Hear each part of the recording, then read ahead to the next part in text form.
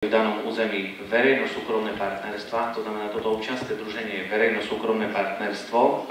A nepôjdem tak do detailov, len možno najväčší dôraz by som kladol na to, že miestna akčná skupina je zoskupenie predstaviteľov verejných a súkromných miestnych spoločensko-hospodárskych záujmov, v ktorých na úrovni rozhodovania nemajú ani orgány verejnej moci, ani žiadna záujmová skupina viac ako 49% hlasovacích práv. Z toho vychádza to, že je to ozaj verejno-súkromné partnerstvo, kde je najdôležitejší ten konsenzus, a ja by som tú miestnu akčnú skupinu nazval takým malým riadiacim orgánom, malým ministerstvom. Ak sa stane to, že to zoskupenie obcí, súkromných podnikateľov a občianskych združení neziskového sektora získa po vypracovaní stratégie rozvoja územia ten štatút miestnej akčnej skupiny, ten mu prideľuje ministerstvo pôdohospodárstva, tak dostáva balík prostriedkov, ktoré sú jednak určené na samotný chod kancelárie tejto miestnej akčnej skupiny, pretože tam musí mať predpísanú štruktúru nejakých zamestnancov, respektíve zriadených orgánov. A potom dostáva balík prostriedkov na to, aby tú stratégiu, ktorú nám ministerstvo schváli, mohlo implementovať na území. A ja by som si možno dovolil len pre vašu takú ilustráciu uviesť oblasti, do ktorých je možné potom umiestniť tie prostriedky, ktoré miestna akčná skupina získa z toho riadiaceho orgánu. Pán starosta, máme ako v rokovacom poriadku 5 minút. Bude to ešte... Dobre. Len tak krátkosti, keď môžeme dať na dokončenie. Ešte je potrebné povedať, že mesto Poprad nebude môcť aj v prípade, že bude partnerom, získavať prostriedky priamo, ale naopak, tým, že mesto Poprad vstúpi do tohto občianskeho združenia, umožní, aby všetky podnikateľské subjekty, združenia, spolky, športové kluby, ktoré sú na území mesta Poprad, mali možnosť čerpať tieto zdroje. To znamená, tým, že mesto Poprad bude súčasťou občianskeho združenia Pro Tatry, ktoré sa usiluje získať štatút MAS, získa navyše možnosť získavať zdroje pre svoje podnikateľské subjekty, pre svoje ostatné subjekty, tak ako som už spomínal, športové kluby, spolky, ktoré na území mesta pôsobia. Ďakujem. Ďakujem. Otváram diskusiu. Pán poslanec Kubus. Vážený pán primátor, vážené poslankyne, poslanci, aby som sa chcel spýtať teda, lebo trošku mi to nie je jasné, ja som sa pozrel na tú webovú stránku Združenia Pro Tatry, je tam nejaký posledný záznam z roku 2012, takže nejak neviem, či sa tomu venujete alebo nie. Takisto som sa tam dočítal teda, že členské je 1000 eur, miesto 3000, ktoré je navrhované tu. Neviem, či to bolo nejakom uznesení u vás, že ste takto týmto spôsobom rozhodli. A mám takých ešte zo pár otázok, ktoré k tomu by som rád povedal. To znamená, že s akou koncepciou vlastne vy do toho idete, čo chcete rozvíjať, či chcete rozvíjať zase športy, alebo či máte, aký produkt chcete vy ponúkať a s akým produktom práve ide naše mesto.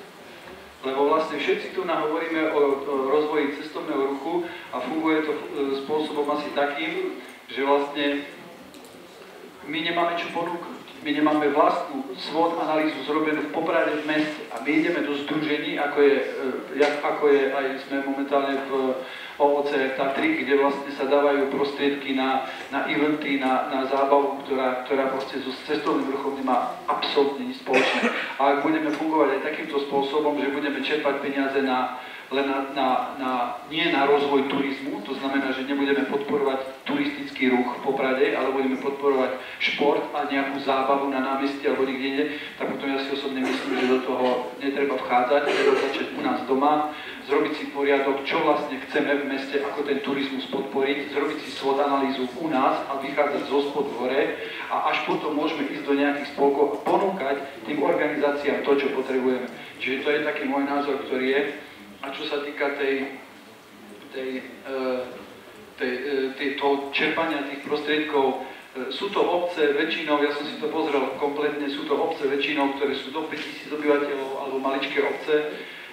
ktoré si môžu rozvíjať práve ten turistický ruch, to je ideálne pre nich, ale ja si osobne myslím, že sú to zbytočne vynaložené peniaze, ktoré by išli do tohto združenia, keď môžeme byť v veľkom združení a ozaj ho poriadne rozpracovať OOCR Tatry a ozaj sa tomu venovať tak, aby aj tá OOCR-ka Tatranská začala ozaj fungovať tak, jak má fungovať a nie tak, ako funguje teraz, lebo je to podľa môjho názoru zbytočné. Treba zrobiť analýzu, treba to poriadne si sadnúť, komisia to rozobrať, lebo ja nedoporučujem momentálne hlasovať za Kým ja dám slovo pánu poslancovi Zošovi, oblastná organizácia, tiež sme si hovorili, že ak je zbytočne 10 000 a prišli sme o 10 000 eur. Neviem, čo je, pán poslanec, podľa teba cestovný ruch a keď to nie je aj čo sa týka spoločenských akcií a celkovo organizovaní kultúrnych akcií, tak keď toto nie je cestovný ruch, tak neviem. Viem, že tá definícia cestovného ruchu je zvláštna. Pozor, tvorí sa tu niečo, ktoré keď my teraz neodhlasujeme alebo nebudeme riešiť, tak zabraníme všetkým týmto našim, ktorý vymenoval pán starosta z Veľkej Lomnice a predseda Masky, že už budú dvere zatvorené a môžeme robiť rôzne také, by som povedal, analýzy, svod analýzy, ako si to nazýval, ale už bude neskoro. Takže pán poslanec Zoš. Ďakujem za slovo. Pán poslanec nepochopil podstatu Masky a podstatu OOCR-ky. To sú dve rozdielne entity, to sa jednoducho nedá spojiť. Z OOCR-ky čerpáme predovšetkým na kultúrne a spoločenské akcie a tam sa nedajú čerpať zdroje na úplne iné veci, ktoré my cez Masku čerpať vieme. Ja to skúsim vysvetliť na príklade. Vstúpime dneska alebo ja si želám, aby sme vstúpili do jedného širšieho celku, aby Poprad a ostatné obce neostali osamotené. Poprad má ambíciu, má povinnosť byť lídrom v regióne. Jednoducho je to silné mesto, je to tak už od staroveku, že mesta jednoducho na seba stiahujú silu, pozornosť a musia sa starať aj o to svoje okolie. Poprad nemôže byť perlou a okolo neho kopa hnoja, prepáčte za výraz, ale jednoducho musíme sa začať spájať v regióne a postupovať spoločne. V rámci miestnej akčnej skupiny sa dajú vytvárať projekty v rámci IROPu, musíme si ich koordinovať. Nemôže na našom katastri skončiť chodník niekde a na inom katastri začínať o 200 metrov ďalej. Jednoducho musíme spolu komunikovať a riešiť to. A teraz, ak sa pokúsim o ten príklad. Samotné mesto Poprad nemôže čerpať z prostriedkov, lebo má viac ako 20 000 obyvateľov. Ale všetky subjekty na jeho území čerpať môžu. To znamená, akýkoľvek penzión môže rozšíriť svoju kapacitu a sú to oprávnené aktivity v rámci týchto projektov. Zvýši kapacitu, zamestná ľudí, zamestná niekoho z Popradu, jednoducho zvyšuje nám to zamestnanosť. Ale dám ešte lepší príklad. Keď som začal tým, že Poprad by mal prevziať líderstvo v rámci celého regiónu, tak tomu a máme takú ambíciu vytvoriť z televízie Poprad regionálnu televíziu, aby sme o sebe trošku viacej vedeli a komunikovali. A v rámci týchto projektov môže televízia Poprad ako SROčka žiadať peniaze na vybavenie technológií. A to už sú zmysluplné veci a toto už je priamy prínos pre mesto Poprad. Takže treba to vnímať trošku širšie, a nie iba takto zúženie, že každý nech si robí svoje, poďme robiť veci trošku viac spoločne a v širšom regióne. Samotný Poprad jednoducho nepriláka turistu, ale spolu s Tatrami a s regiónom áno. Ďakujem. Ďakujem, pán poslanec Baran. Ďakujem za slovo. Tak Igor už si mi vysvetlil tých 20 000, lebo ja som sa nevedel dopatrať, že tých 20 000 obyvateľov, ja som sa toho nevedel dopatrať, že za akých podmienok tam môže byť mesto a kedy čerpe. To je prvá vec. No, druhá vec, čo ma tak troška zaráža, zatiaľ to nechcem volať Maska, je to len verejno-súkromné partnerstvo, občianske združenie, pretože mňa zaráža na tom to, že v roku 2011 vznikla, poslednú aktivitu vykázalo na internet na svojej vlastnej webovej stránke niekedy v auguste 2012.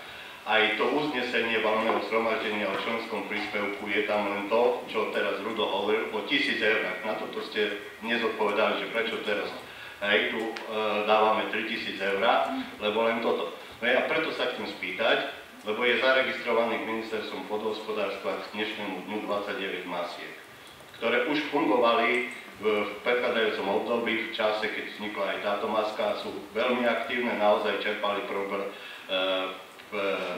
finančné prostriedky z programu LEADER v predchádzajúcom volebnom období, lebo ja som troška okolo tej masky sa zaujímal, tejto tu, a viem, že tam boli určité, možno niekto povedať, že no, nejaké vzťahy. A práve preto sa chcem spýtať, že v tomto zložení, či je tá maska, čo ju prebudí a či bude akcie akčne schopná, lebo práve 2,5 roka sa tam neudialo absolútne nič, absolútne žiadna aktivita nebola. Takže či už teraz je tam tá schopnosť, lebo to, čo hovoril pán viceprimátor, čo si hovoril Igor, ja s tým súhlasím, principiálne s tým súhlasím, že čo tam môže byť, len to vysvetlenie o tej akčnosti a kedy predpokladáte, že by tá maska mohla byť teda zaregistrovaná ako MAS, alebo zatiaľ to občianske združenie ako verejno-súkromné partnerstvo, aby sa preregistrovalo na MAS, ktoré by mohlo čerpať potom tie peniaze cez program, či IROP, či LEADER, či cez ktoré ďalšie.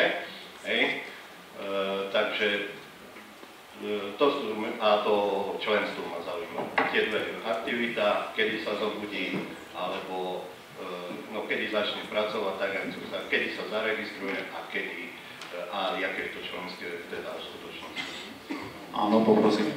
Dobre, tak ak dovolíte, ja budem reagovať tak multispektrálne na otázky, ktoré boli položené. Pán poslanec Kubus, v prvom rade treba povedať jednu vec, že, tak ako povedal pán viceprimátor, treba oddeliť to, čo je OCR, čo je toto.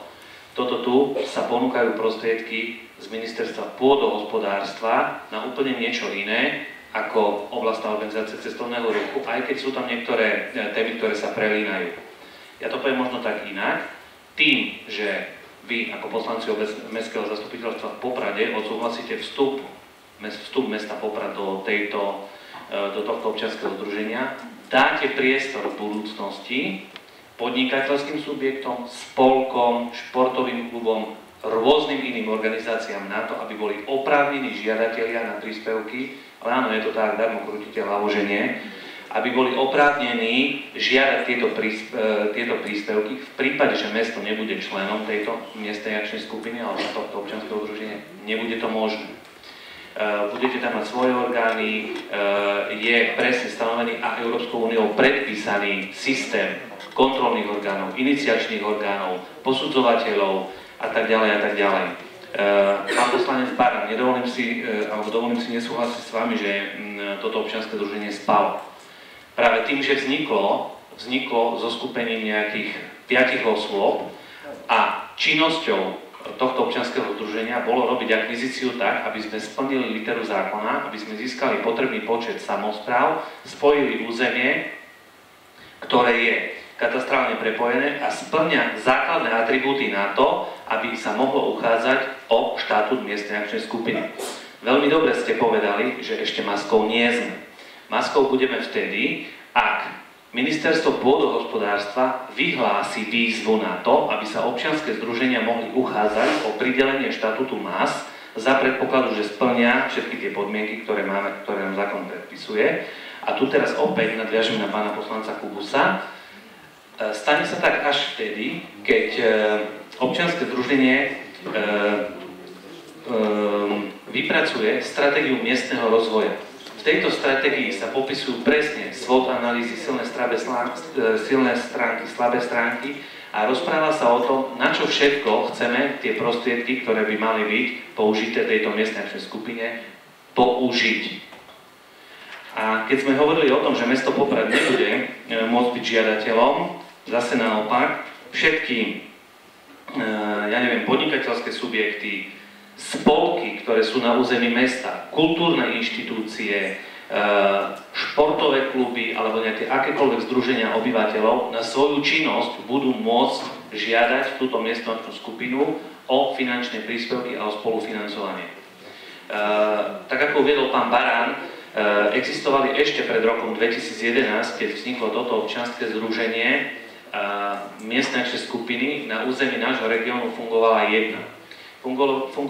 jedna okolo osoby pána Hardoňa, bývalého starostu obce Vlkovce. Boli tam združené obce Ľubice, Žakovce, Vrbov a nejaké ďalšie ešte. Títo získali ako jediní tu na v regióne štatút miestnej akčnej skupiny, napriek tomu, že bola snaha aj obcí z okolia Spišskej Seversy a Pienin získať štatút MAS, tým sa to nepodarilo. Boli proste stanovené pravidlá pre programové obdobie 2007-2013, aj preto sa zdá, že to občianske združenie Pro Tatry nefungovalo, ale už nebol priestor na to, aby ministerstvo nevyhlásilo ďalšiu výzvu na udelenie štatútu MAS a neposkytlo ďalšie prostriedky na rozvoj a implementáciu jednotlivých stratégií. Stáva sa až teraz tak v tom ďalšom programovacom období 2014 až 2020. Ďakujem. Faktická poznámka, pán poslanec Kubus. Ja by som chcel reagovať na vás v tom, že veľmi dobre viem, čo je OOC a čo je vlastne MAS. Ale chcem podotknúť jednu vec. Stále hovoríme o tom, že nemôže mesto Poprad ako 50 000-ové mesto, alebo teda, že by mohlo vyčerpať, alebo teda organizácie, ktoré sú na území mesta. Ja by som bol veľmi rád, keby ste mi to niekde v tých nariadeniach našli, v ktorom článku to je, lebo ako náhle sa tam ocitne, že je tam napísané, že táto organizácia sa nachádza má sídlo v meste Poprad, tak neviem, čo sa udeje, lebo nikde som sa to, poviem úprimne, nedočítal. A taktiež chcem podotknúť jednu vec, že tu môžem to aj citovať, v prípade, že členom MAS bude aj obec s počtom obyvateľov nad 5000, pre výpočet finančnej podpory sa započítava počet 5000 obyvateľov. Proste jednoducho my sme veľké mesto a budeme posudzovaní ako ani nie 5000-ové mesto. Takže Dobre, zodpoviem na tú vašu otázku veľmi jednoducho. V tom programe rozvoja vidieka, ktorý je uverejnený aj na stránke Ministerstva pôdohospodárstva, ak si nájdete tento dokument, tak v opatrení 19 LEADER, opatrenie 19.1, prípravná podpora a následne ďalšie podpory, je tu, že prijímateľ podpory subjekty zo súkromného, občianskeho a verejného sektora nachádzajúce sa na území MAS, ktorá je vybraná riadiacim orgánom na implementáciu stratégie miestneho rozvoja a ktorá má právnu formu občianske združenie. Táto organizácia dostane peniaze a pokiaľ žiadajú o prostriedky subjekty zriadené na území MAS, budú uspokojené. Áno, pán poslanec Baran, faktická. No, ja teraz smerujem k uzneseniu, čiže my nemôžeme vstúpiť do MASky, ktorá ešte nie je zaregistrovaná podľa mňa. Mali by sme vstúpiť do občianskeho združenia. To ja čítam návrh na uznesenie, lebo my máme návrh na uznesenie vstup mesta do miestnej akčnej skupiny Pro Tatry občianske združenie. My môžeme preformulovať, čiže teraz ešte nehovorím, jak budeme ďalej hlasovať, ale základ toho uznesenia musí byť teda do občianskeho združenia, lebo nemôžeme vstúpiť tam, čo neexistuje, ale len to, čo existuje, a ešte ste mi stále nepovedali s tým členským, jak to je. Čo sa týka členského, to členské bolo navrhnuté na úrovni, tuším, 3000 eur. No máme pre Poprad, ale vy máte z posledného valného zhromaždenia 1000 eur. Áno. Chcem povedať jednu vec, že to posledné valné zhromaždenie, alebo ostatné valné zhromaždenie sa udialo v mesiaci december, kde došlo k preobsadeniu nejakých orgánov, aj vzhľadom na to, že niektoré spoločnosti alebo niektoré subjekty, ktoré sú členmi občianskeho združenia, nie až tak príliš aktívne vyvíjali tú svoju činnosť. Vo väzbe na to členské, ak by len toto mal byť problém, ja si nemyslím, že to občianske združenie Pro Tatry potrebuje veľmi súrne popradských 3000 eur, a to aj z toho dôvodu, že súčasťou výdavkov, ktoré riadiaci orgán, to znamená Ministerstvo pôdohospodárstva, poskytne jednotlivým žiadateľom o štatút MAS, je až finančná podpora do výšky 15 000 eur práve na spracovanie tejto stratégie rozvoja územia. To znamená, že samozrejme za predpokladu, že mesto Poprad vstúpi do občianskeho združenia Pro Tatry, adekvátne k tomu dôjde aj k obsadeniu príslušných orgánov alebo zástupcov mesta v orgánoch tohto občianskeho združenia a má takto mesto Poprad právo nejakým spôsobom a možnosť ovplyvňovať, kam sa tieto prostriedky použijú. V prípade, že nám bude zo strany ministerstva ako riadiaceho orgánu schválená žiadosť a prefinancovaná tvorba celej tej stratégie, prostriedky, ktoré dnes máme na členské, nebude potrebné využiť na túto stratégiu a budú môcť sa použiť priamo už na čerpanie jednotlivých projektov. Táto oblastná organizácia, toto občianske združenie, má sídlo v Starej Lesnej len kvôli tomu, že jeden z tých iniciátorov, pán Ivanič, to sídlo je v jeho hoteli. Fungujeme tak, že dali sme do toho každý nejaký svoj voľný čas, svoje know-how. V tom roku 2011, keď vznikalo občianske združenie, sme sa stretávali veľmi pravidelne, takmer každý piatok alebo každý druhý piatok. A celá činnosť toho občianskeho združenia fungovala práve o tom, bol som na Mestskom úrade a Mestskom zastupiteľstve v meste Vysokej Tatry, ktoré bolo kľúčovým partnerom preto, lebo ak sa pozriete na regionálnu mapu, mesto Vysoké Tatry vlastne sa katastrálne dotýka so všetkými tými obcami, ktoré sú v bezprostrednej blízkosti Tatier. A či už to bola Nová Lesná, Stará Lesná, Veľká Lomnica, Štrba napríklad bola kľúčová práve preto, aby sme dostali do tohto občianskeho združenia Liptovskú tepličku. Takže ja som absolvoval viacero mestských obecných zastupiteľstiev, len preto, aby sme tu sa dokázali ako región spojiť, aby sme vytvorili nejakú silu a deklarovali ministerstvu ako riadiacemu orgánu, ministerstvu pôdohospodárstva, že práve my sme tí, ktorí majú nárok a ktorí si chcú nárokovať a ukrojiť z toho koláča to, čo primerane tomuto regiónu patrí.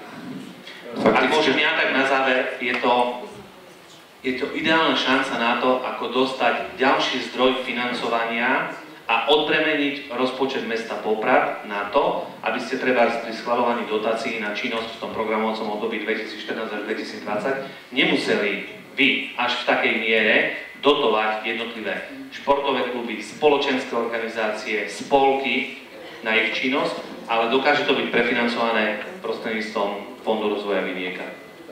Faktická, pán poslanec Baran. Ja mám svoj názor na to, koľko oni dostanú peniaze, ale to je v poriadku. Ale ja teraz idem ku tomu, že ku špecifikácii uznesenia. To uznesenie nemôže byť v rozpore nejakom, čo nie je nám známe. Ja som pozeral na internetovú stránku, teda keď ste zmenili, toto mi vadí na tom, že nepracuje sa tam tak, že človek dostane čerstvé informácie. Ak prebehlo valné zhromaždenie, tak v poriadku. Ak nie, a príde pani kontrolórka alebo nejaký kontrolný orgán a napíše, že je to v zmysle interných stanov a kontrolný orgán pozrie, že máte 1000 eur, tak bude 1000, tak sa opýta, že prečo. Nejde o špecifikáciu a presnosť uznesenia v tomto prípade. Mne nejde o to, toto ma nemusíte presvedčať, ja viem, ja som bol aj v Lidri inom, nie v tomto tu, prešiel z kontakt, že mňa o tom nemusíte presvedčať o tom, čo všetko je, jak sa dá. To pre mňa nie je problém, ale ja hovorím o špecifikácii tých dvoch častí uznesenia. A za A, že partnerstvo, a koľko je teda ten vstup. Nie je ani problém 1000 alebo 3000 eur pre mesto Poprad, to nie je, ale ide o špecifikáciu, aby bolo presne starosta, viete to takisto dobre, že nemôžeme si schvaľovať od buka do buka, čo je v rozpore s inými predpismi. O tom. No, ja sa spýtam, lebo zase pre mňa to nie je jedno, keď je tam 1000, tak potom si zmením a bude potrebné schváliť takú čiastku, aby bola správna, nie že byť jasné. A to uznesenie samozrejme treba upraviť tak, aby bolo tiež správne. Faktická, pán viceprimátor. Ďakujem za slovo. Čo sa týka tej samotnej sumy, pôvodne v tom texte bolo, že maximálne 3000, lebo viem, že ešte občianske združenie nemá schválenú sumu do budúcna, znamená, ale povedali, nebude to viac ako 3. Tak sme dali maximálne 3, ale s tým, že ma pani vedúca upozornila, že tam nemôže byť nejaké rozpätie, že tam musí byť pevná suma. Ja očakávam, že to bude menej a preto sme sa preisto, aby sme jednoducho toto uznesenie bude prílohou žiadosti o vytvorenie miestnej akčnej skupiny. Keď tam budeme mať inú sumu, ktorá nekoreluje s tým, čo bude neskôr schválené, dostaneme sa do zbytočných problémov, vrátia nám žiadosť pre nejakú banalitu. Toto je jednoducho suma, ktorou sa chceme keby zakryť. Nesúhlasím, my schvaľujeme dneska uznesenie k dnešnému dňu. My sa musíme riadiť právnymi predpismi k dnešnému dňu. Je tam 1000. Potom môžeme preschváliť rozpočet. Áno, ak je tak, pani doktorka. Áno, faktická, pán poslanec Kromka. Peter, poznám ťa ako kreatívneho starostu, veď nakoniec sme rokovali veľakrát aj o možnosti prepojenia Popradu a Veľkej Lomnice cyklochodníkom a intenzívne sa na tom pracuje. verím, že aj z jednej aj z druhej strany je to náš spoločný cieľ, ktorý prispieje k spojeniu regiónov, keď takýto cieľ máme, ale myslím si, že